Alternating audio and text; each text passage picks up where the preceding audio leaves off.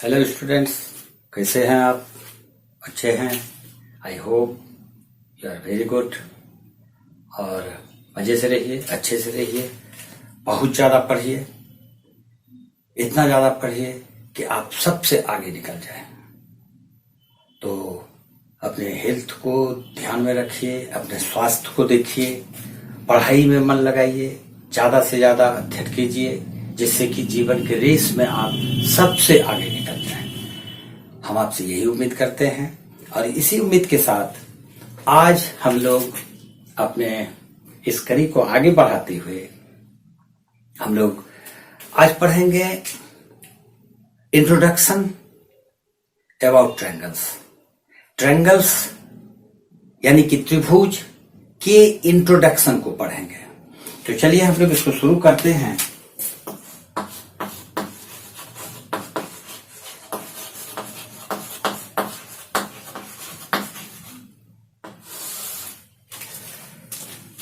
Ninth class में, पिछले class में आप लोगों ने पढ़ा है ट्रायंगल्स टॉपिक को। ट्रायंगल एक बहुत बड़ा चैप्टर है जिसको कि आप अच्छी तरह पढ़े होंगे। और उसी में एक टॉपिक है कॉन्ग्रुएंसी। और अभी 10th क्लास में हम लोग पढ़ रहे हैं सिमिलरिटी। हमने ऐसा देखा, बहुत ज्यादा स्टूडेंट्स में हमने ये पाया है कि कॉन्ग्रुएंसी और सिमिलरिटी में एक कंफ्यूजन है। और जैसे दोनों में कुछ क्राइटेरिया ऐसा है जो कि सेम लग रहा है। जैसे एसएएस की बात हम लोग करते हैं अगर, तो एसएएस में स्टूडेंट यहां पर कंफ्यूज कर रहे हैं कि एसएएस सिमिलरिटी में भी और कॉन्ग्रुएंसी में भी।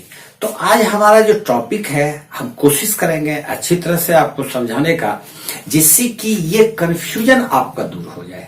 तो इसके लिए हम लोग क्या करते हैं, सबसे पहले हम लोग दोनों कॉन्ग्रुएंसी और सिमिलरिटी, इस दोनों को कंपेयर करते हुए आपको समझाने का प्रयास करते हैं। हमें उम्मीद है कि आप अच्छी तरह से समझेंगे, क्योंकि अगर आप इस दोनों में डिफरेंस नहीं समझ पाते हैं तो निश्चित रूप से आपको कॉन्ग्रुएंसी से रिलेटेड क्वेश्चंस और सिमिलरिटी से रिलेटेड क्वेश्चंस को सॉल्व करने में प्रॉब्लम आएंगे। तो हम लोग इसको शुरू करते हैं। इसके लिए हम लोग एक तरफ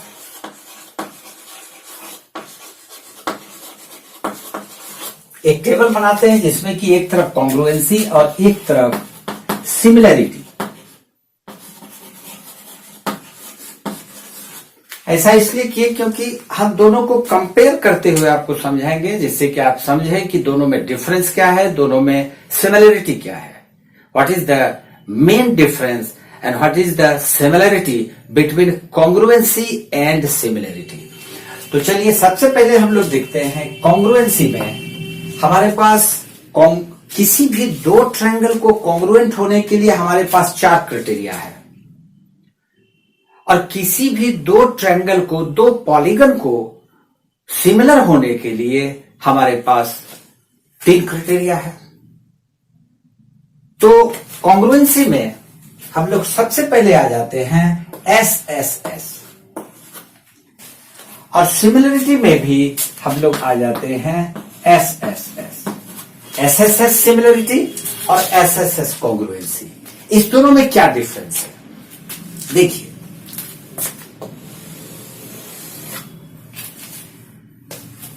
मान लेते हैं एबीसी एक ट्रायंगल है और पीक्यूआर एक ट्रायंगल है।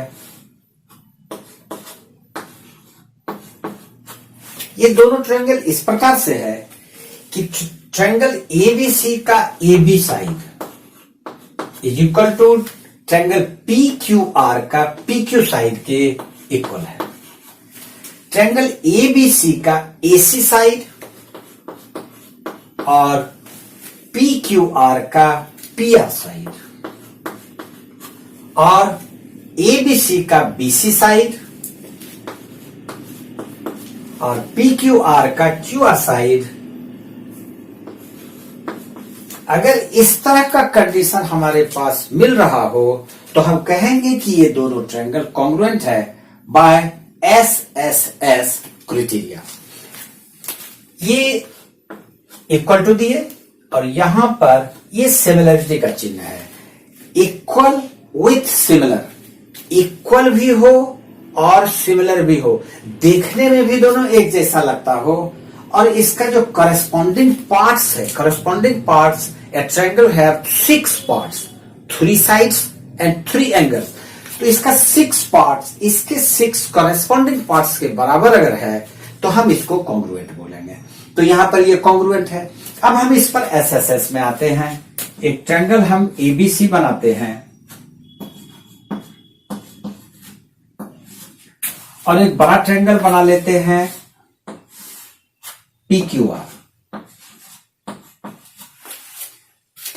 सिमिलरिटी में एसएस क्राइटेरिया क्या कहता है कि अगर ये दोनों ट्रायंगल सिमिलर है तो उसका कंडीशन होना चाहिए the ratio of AB and PQ, AB by PQ is equal to AC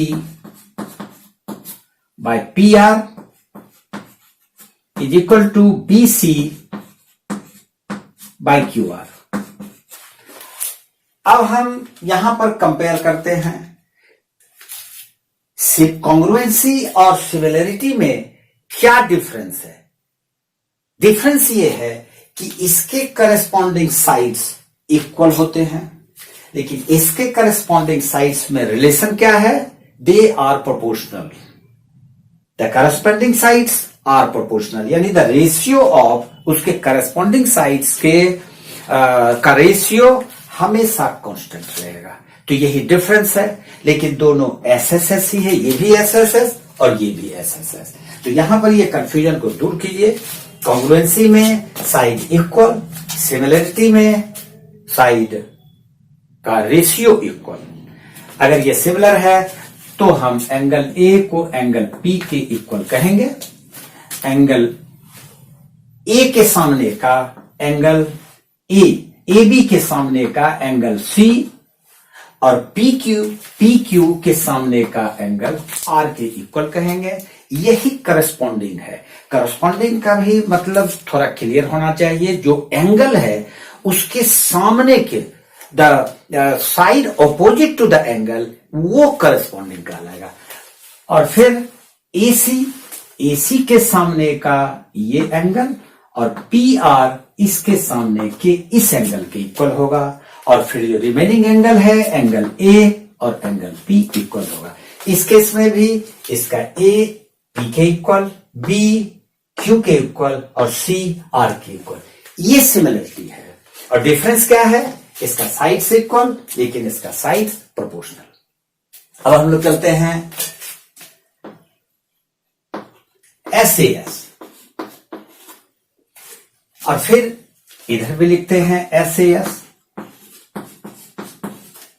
इसके लिए हम दो ट्रायंगल बनाएंगे, एक ट्रायंगल ABC जैसा ऊपर बनाए और एक ट्रायंगल PQR। अगर ये दोनों ट्रायंगल कॉन्ग्रुएंट है तो इसके लिए हमारे पास कंडीशन होना चाहिए S साइड एंगल साइड, यानी कि दो side and the included angle, दो side and the included angle. ये दोनों साइड अगर है, सपोज कीजिए ये अगर ट्रायंगल बनता है तो ये जो साइड है इसके बीच का एंगल ही होना चाहिए। तो हम यहां पर लेते हैं AB is equal to this side is equal to PQ, AB is equal to PQ, AC is equal to PR, AC is equal to PR। और अगर ये दोनों साइड हम लिए हैं तो हमको एंगल A और P ही होना चाहिए इक्वल।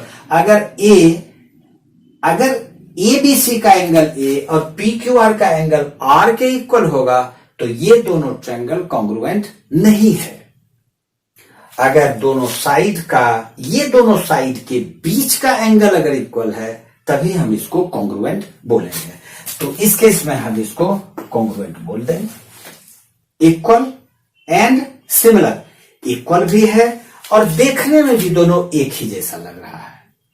अब हम लोग चलते हैं सिमिलरिटी के क्राइटेरिया में। तो इसके लिए हम लोग फिर से दो ट्रायंगल बना लेते हैं, ABC एंड PQR, लेकिन एक ट्रायंगल बड़ा बनाएंगे PQR।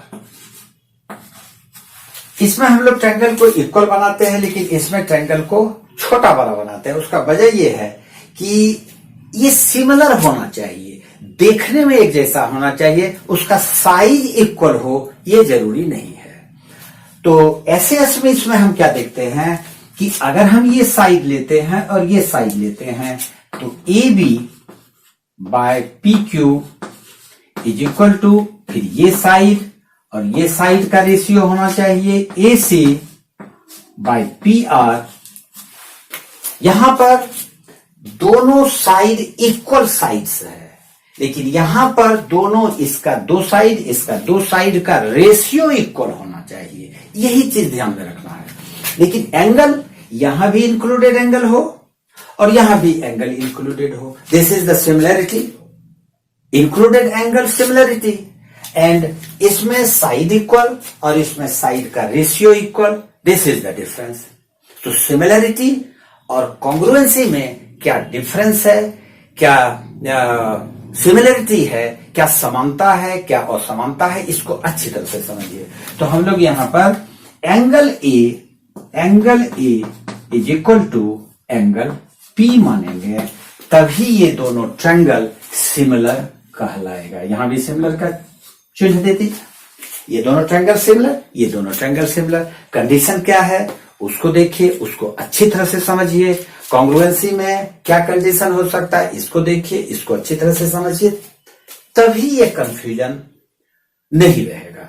और इसके कंफ्यूजन को दूर करें तभी आप इसके सवाल को बना सकते हैं। फिर हम लोग आ जाते हैं नंबर 3। इसमें ASA बोलिए या AAS बोलिए या SAA बोलिए।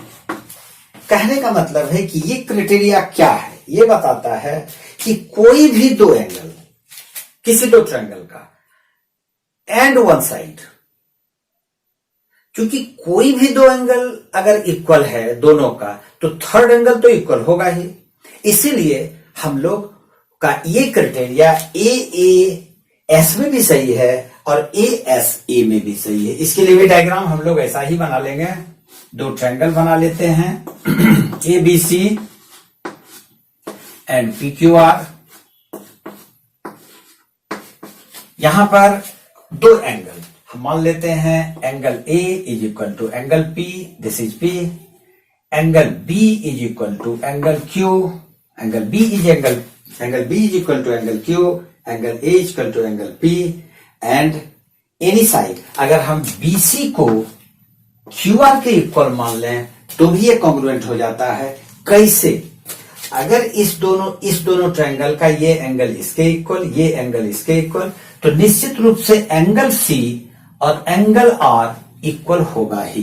तो अगर एंगल C और एंगल R इक्वल है तो इसका मतलब है this angle is equal to this angle and this angle is equal to this angle and the included side, तो सही बैठता है। इस प्रकार से इसमें ये ऐसे भी कर सकते हैं, ये AS भी कर सकते हैं इसको। तो ये दोनों ट्रायंगल कॉन्ग्रुएंट इस केस में हो गया। अगर हम कहें angle A is equal to angle P and angle B is equal to angle Q and BC is equal to QR, तो ये दोनों ट्रायंगल कॉन्ग्रुएंट है। ये ऐसे इसमें कोई क्राइटेरिया ऐसा नहीं है। इसका एक और क्राइटेरिया है AAA, जिसको हम लोग AA भी बोल सकते हैं। फिर उसी तरह की बात यहां भी आ जाती है कि अगर दो एंगल इक्वल है तो द थर्ड रिमेनिंग एंगल दोनों ट्रायंगल का इक्वल होगा ही। इसका डायग्राम बनाने के लिए हम लोग फिर से एक ट्रायंगल बना लेते हैं ABC एंड एक बड़ा ट्रायंगल बनाएंगे PQR। इसमें angle A is equal to this angle is equal to this angle, angle P angle B is equal to angle Q. अगर एंगल ए एंगल पी के इक्वल है और एंगल बी एंगल क्यू के equal है तो निश्चित रूप से definitely angle C will be equal to angle R, because the sum of angles of any triangle is 180 degree. तो अगर दो एंगल इक्वल है तो थर्ड एंगल इक्वल होगा ही। तो इस प्रकार से ये दोनों ट्रायंगल सिमिलर है। ए एक क्राइटेरिया और ए एक क्राइटेरिया से ये दोनों ट्रायंगल को हम सिमिलर कह सकते हैं। और अगर ऐसा है तो फिर इसका साइड्स अगर सिमिलर है तो sides are corresponding sides are proportional.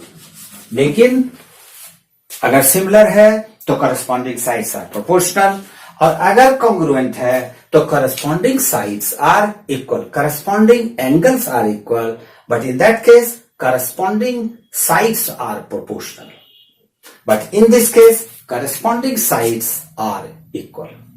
यही डिफरेंस है।